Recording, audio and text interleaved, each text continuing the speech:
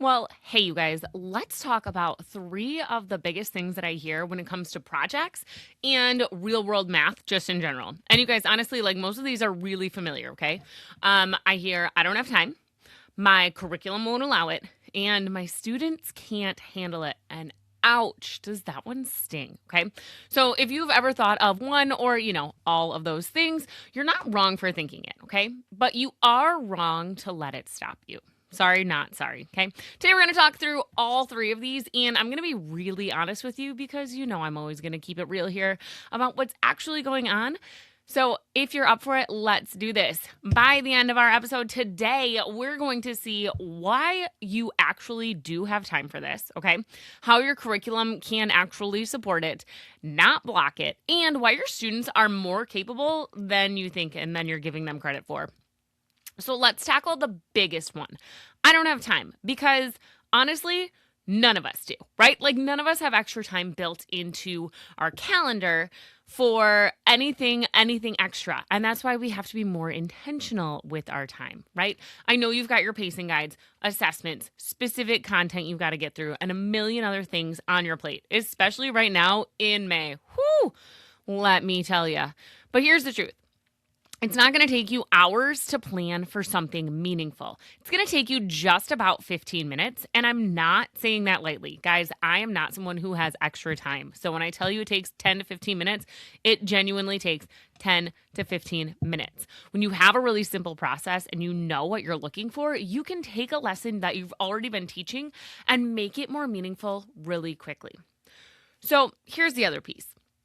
You actually do have time. Not gonna lie. You might just not be using it that way. Okay. So look at your pacing guide. Inside of there, you've got review days, you've got buffer days, you've got assessment days. There's space built in. And even if you feel like, no, my schedule is like super tight, not for real for me, Kristen. Listen, you do not need the whole class period for it. You can do this in bite-sized chunks in 15 to 20 minutes of class over 2 to 3 days. That's it.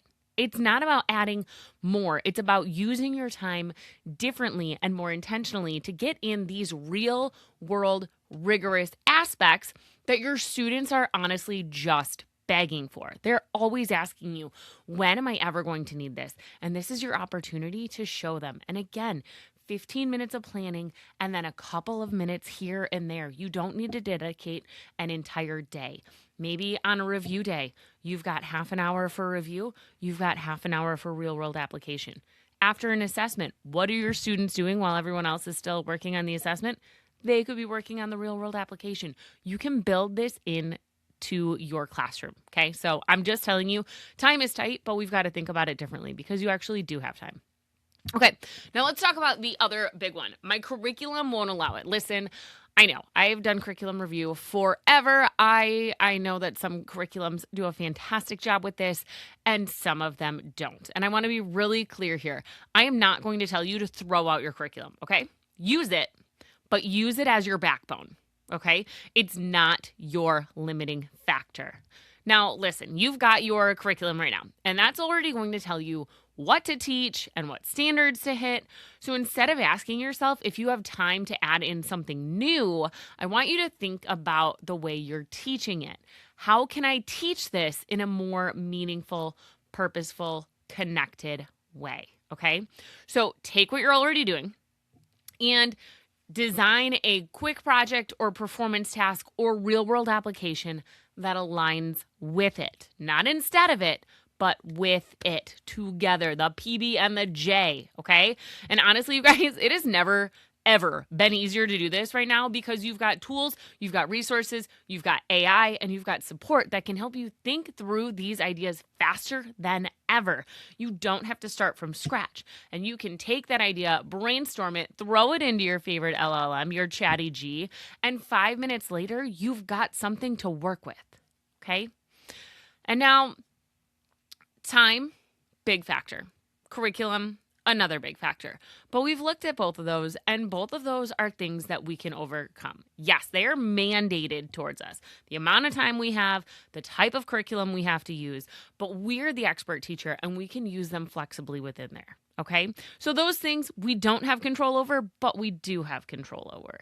Now, here's this part that changes from class to class, from year to year, from hour to hour. A lot of you are thinking that your students can't handle it. Okay, this is the one I really want to push back on because I hear this a lot, especially when it comes to open-ended tasks, big performance tasks, projects, a full PBL, anything that requires more independence from your students, okay? But here's the thing. Your students can handle it. They can, I promise you, especially right now. So think about like where you're at right now in the school year. It's spring. You know your students super well. They know you. You've built routines. They are way more ready for this right now than you think, okay? So all these review days that you've got coming up, like if you're me, I literally just put review Monday, test Tuesday, Wednesday, review Thursday, Friday, because we're going from our unit assessment into our midterm or our final exam review time, okay? So that's a lot of review days coming up in my schedule. This is a great opportunity to be able to build this in, and my students are ready for it. I've got the time and space to be able to sneak this in there, just like I know you're going to have the time and space to be able to sneak this in there as you're wrapping up your school year this year too. And you know your students. You know them so well. They're going to be so excited to do something different.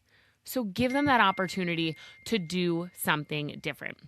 I know if you're still feeling unsure, okay, I get it. Don't start with a full class period. Don't do it. 15 minutes, 20 minutes, over a couple of days. Sprinkle it in there, okay?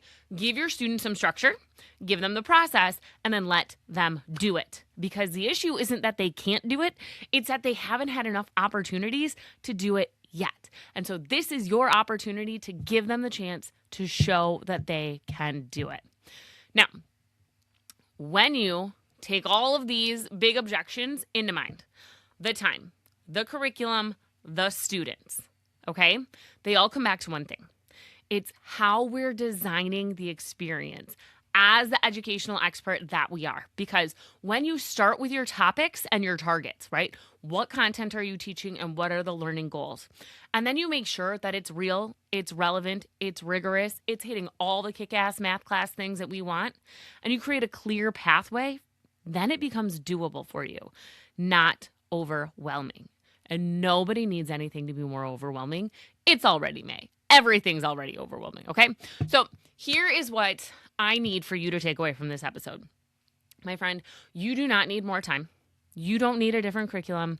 You don't need different students. Although I know some of them are driving you crazy right now.